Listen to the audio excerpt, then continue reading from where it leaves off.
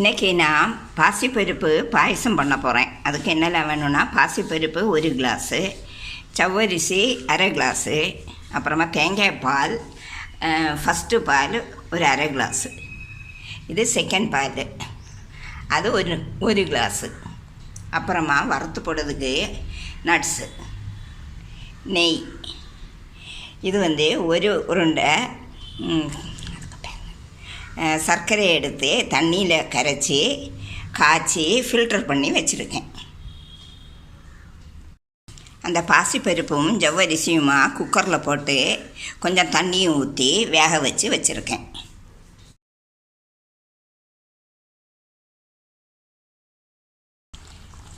நல்லா திக்காயிடுச்சு. இனி அந்த செகண்ட் பால் எடுத்து வச்சுருக்கோம் இல்லையா, அதையும் ஊற்றி நல்லா கிளறி விடுக்கணும். இதுவும் கொஞ்சம் திக்கானதுக்கப்புறம் ஃபஸ்ட்டு பால் ஊற்றி வாங்கிக்கலாம்.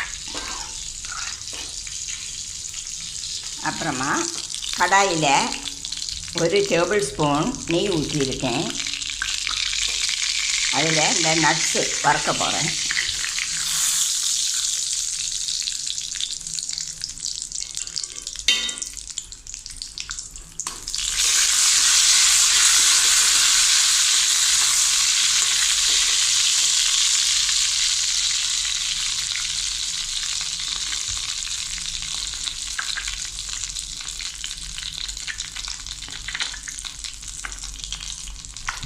ஃப்ளேமை ஆஃப் பண்ணிட்டேன்.